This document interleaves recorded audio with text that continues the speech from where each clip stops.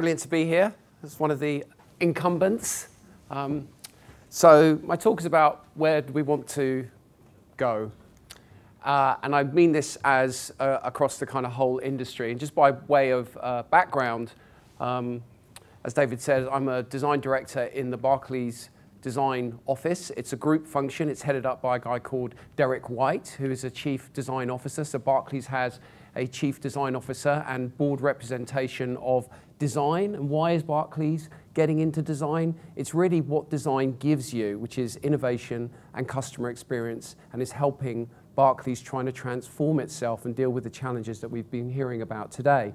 And as a design group, it's not just retail and apps and wireframing. It's the broad sense of innovation right across the bank, from investment banking, payment systems, big data. So we have data scientists, behavioral scientists, user experience, product designers, service designers. So it's a really large interdisciplinary team of about 150 people now. And it's obviously a fantastic time to be involved in financial services. And when I'm thinking about financial disruption, I kind of think about it in three stages. So the first stage is really kind of rewiring what already happens, and we're still very much anchored in this stage now. So we see the rise of digital banking, which we've already heard a lot about already. We see new alternatives to what traditionally happens. So instead of a loan, I might use crowdfunding. Instead of paper money, we see things like cryptocurrency, bitcoins, and so on. So it's kind of new forms of the same thing. And then moving into the second stage, we start to see the emergence of kind of new combinations. And this is, we see things like the definition of what a payments provider is starting to melt and be redrawn. So it's not just a case of making the payment, it's now a case of integrating with CRM. It's around data analytics. We see the insurance meeting big data. So if I have an app in my car which measures how I drive, I get a lower premium. So we have these new combinations which are leading to new services and new possibilities. And then the third stage, which is around sort of new beginnings and completely new possibilities. And this is really the thing that I want to talk about today, because I think it's pretty clear the direction of travel. We know that there's digital banking, we see lots of kind of new behaviors, but really, as we move through stage 2 and things get foggy and where we're heading into stage 3, I think this is what is really interesting. And my talk really is around this idea of choices and implications. So much of the conversation around financial service innovation is around sort of tech and also user experience. But I think there are other important things, and I just want to provide some alternative perspective and food for thought. So as we are able to do pretty much whatever we like, the conversation moves from can we to should we, and what happens if. And we're able to do more and more incredible things with technology. You can buy a gene sequencer for a few $100s now, and we've always had these choices, whether it's nuclear energy or heart transplants. We've always had these questions and choices around the implications of technology. But as what we can do with it is becoming more and more incredible, are we asking the right questions as we're moving forward, especially when we're talking about redesigning something as powerful as money and as powerful as financial services. So just thinking about behavior, does anyone sort of remember this? You used to be able to smoke on the underground until relatively recently. This is a photograph by Bob Mazur from a series about life on the tube. Now this seems totally bizarre now, but it was perfectly normal. You could smoke on a plane, you could do all these kind of things, and it was perfectly acceptable. And there's this sense of the way that we use technology, the way we're using our smartphones today, the way we're engaging online, will that necessarily stay the same? And often there are these cultural factors. It's almost how culture enables the tech, and sometimes that's missing from the conversation. So what are the implications around people opting into things? And now we see, there's only one seeing this, people queuing for burgers. I mean, what's that about? People waiting, 2 hours to get a hamburger. This is very strange.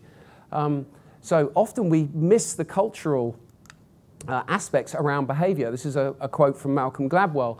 Whenever I think about email or Twitter and Facebook, I feel like we're in the earliest possible point in the evolution of those ideas. All I can say with certainty is the way we'll be using those things in 20 years will not resemble the way we use them today. And I think this echoes what Brett was saying at the start is, what did we miss?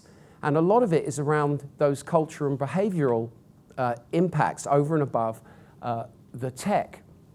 And as I said, it's this idea of the culture and behavioral pieces which actually enable the tech to be successful.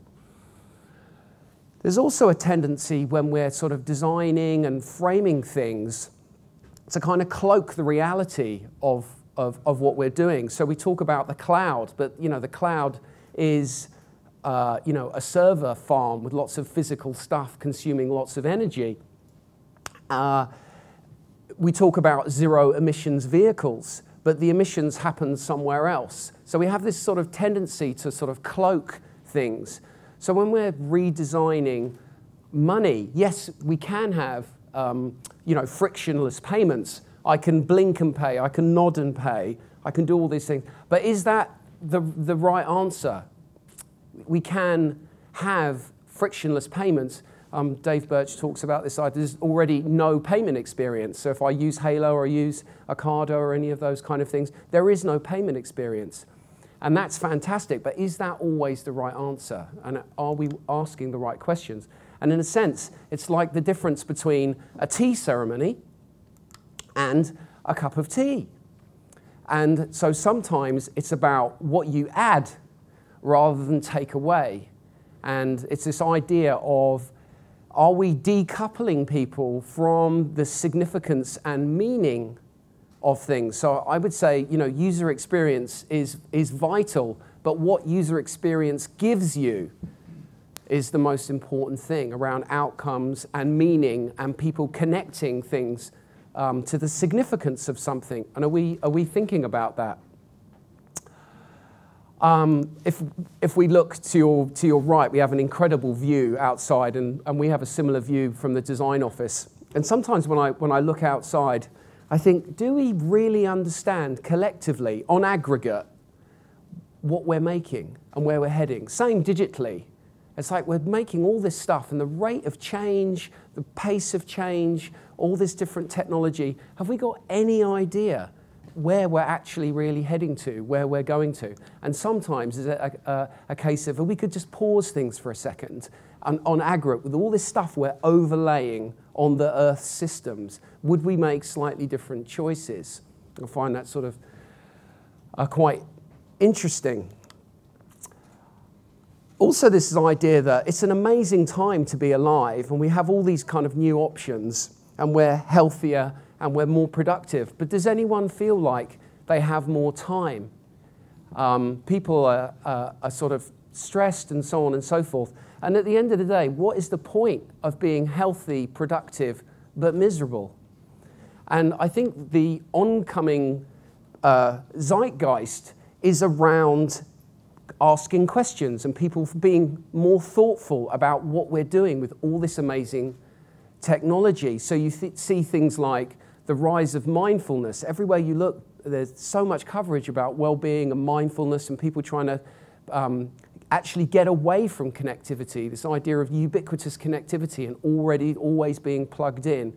People are starting to sort of think, well, hang on, is that the right answer? And I'm sure we all feel that in our daily life. So this zeitgeist around asking questions, and I think this is really, really important when we're redesigning the future of money. And asking this idea of, is it actually better?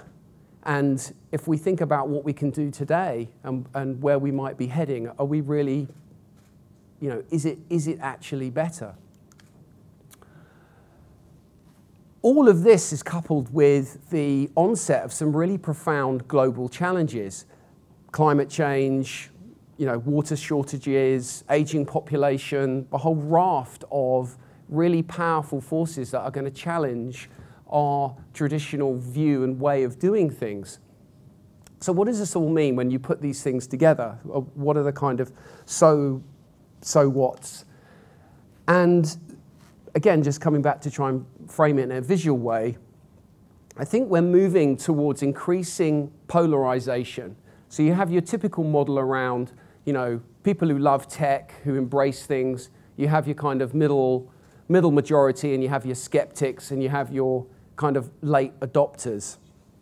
And this is not necessarily across, rich and poor or east and west. One of the great things about technology is it's very accessible. But if you are very wealthy today, some of the, the choices that you have are absolutely amazing. I can go into space. Not to say that I'm uber wealthy and can go into space, but the things that you have at your disposal are incredible. So if we were to fast forward 20 or 30 years, what you're going to be able to do is going to be truly astounding. And I think as we move forward, what we're potentially looking at, if we think about one of the next big choices we have as human beings, is are we prepared to augment ourselves? Are we prepared to swallow technology or change ourselves? And I think as one example, and I think what's going to happen is we're going to see this emergence where you have the splitting and the kind of emergence of these kind of three different types of reality, obviously with some shades of grey in between.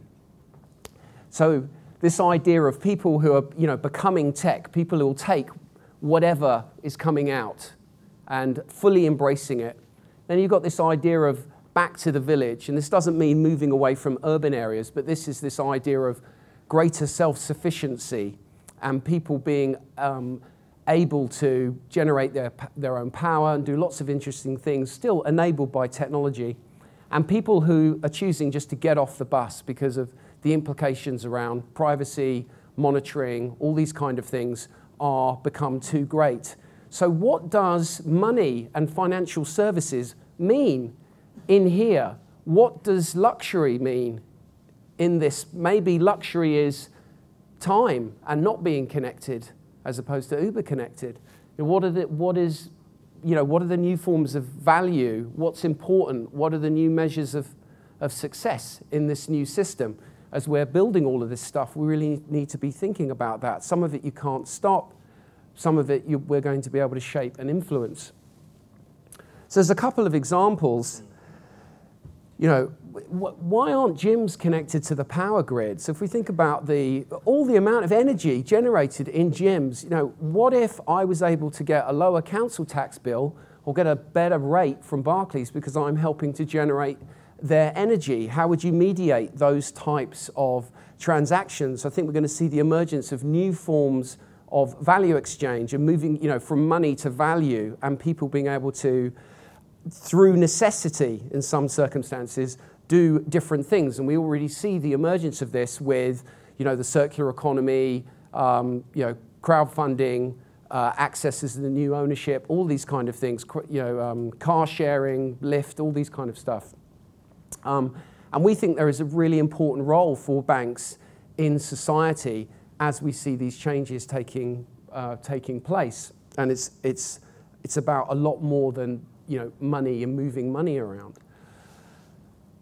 And attitudinally, maybe we see a lot of focus around personalization, and it's yours and it's you and it's your way. And maybe there's going to be a shift in that middle lane from world of me to our world. And if we listen to the signal, there are some strong signs that directionally we could be going that way. Another possible outcome is much more fragmentation around the idea of and money, and seeing really interesting new forms of digitally enabled value exchange and currency. So currencies which have a direct link to forms of behavior, currency that supports certain objectives, value exchange which support types of beliefs. So this is almost like fair trade on steroids, or things like the Brixton pound and those kind of things which support local economy, but a lot deeper and a lot richer because of the technology. And if you can imagine currencies or value exchange which only travel down certain paths because they support certain beliefs or certain needs because of necessity. So you get the emergence of these new value pathways.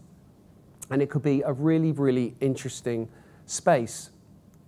So in conclusion, I think it's obviously an amazing time for financial services and banks and all the amazing startups and innovators we have working in this space. And we can produce something which is better and moves things on. And there's going to be new territories, new roles, new opportunities. But what signals are we listening for? What questions are we asking as we move forward? And what kind of ripples and effect do we want to create as we use technology which is so much more powerful and capable? Thank you very much.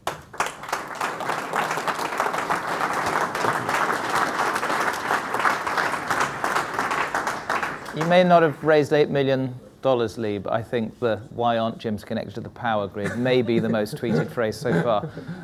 In fact, if you are not following the Wired Money hashtag, you can, thanks to Dave Birch, get a comprehensive history of smoking on the London Underground since 1869. And if you want to catch up with some of the things that you remember from 15 minutes ago, the incredibly hardworking team at Wired Co UK is blogging, and pictures are coming up, and there'll be videos on there afterwards. Follow up on Wired Co UK. I just want to ask you some specific things about what your design team has been building that you have decided are big successes. Give us some very specific things about products that have come out of your department, or at least been influenced by its thinking, that have gone out into the world and maybe surprised you about how well they've bedded in. I can give 3 quick examples, starting with something which is kind of an incremental change but makes a massive difference to customers, is just adding the ability to call directly to our contact center through our mobile banking app and already be pre-authenticated. Smart call. It's a very simple thing, difficult to get right, but it's made a massive difference to our NPS score, and customers love it. So in the mobile banking, just call, we know who you are, and straight through.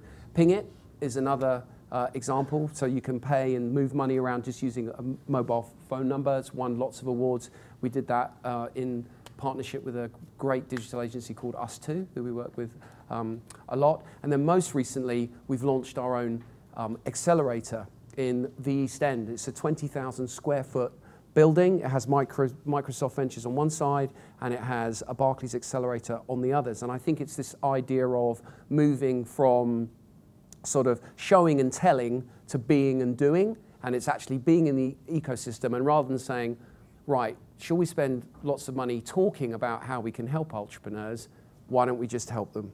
And I think it's a really powerful thing, and it comes back to the point about actually embedding what you're doing and it being a mantra. So we're really excited about that space. And actually we have an internal team. So there's 11 startups. There's also a Barclays team taking part. And I'm also very excited that my team has just invented a new service, which hopefully will be out next year as part of that. Nonetheless, you are a big organization that probably doesn't move as nimbly as some of the people who are going to be on this stage today. Last year, on the stage here, we had John Collison of Stripe. This afternoon, we have Pat Phelan of TrustDev doing kind of real-time authentication. Can a big company with lots to lose ever compete with the agility of some of these companies coming in to get rid of the friction in the customer experience? I think that's a difficult one because we are a very large corporate, and I don't think you can frame it in the same way as we obviously cannot move like a startup. We are not a startup. People say we have a startup mentality. Is that always the kind of right answer? I think there are things that we can do to make ourselves more nimble, but whether it's because everyone's in meetings, there are so many people involved with decision making and so on and so forth, getting things done in a corporate is very, very difficult. But I do think there are things that you can do on the edges, especially if you have board level support, which can make you very competitive, and also there are advantages that we have through scale and experience and network advantages. So I think there's a kind of complementary mix that you have to have. You should create an app for the board so they can just press one button and they can call you and decide. Thank you very much, Lee Sankey. Brilliant. Thank you.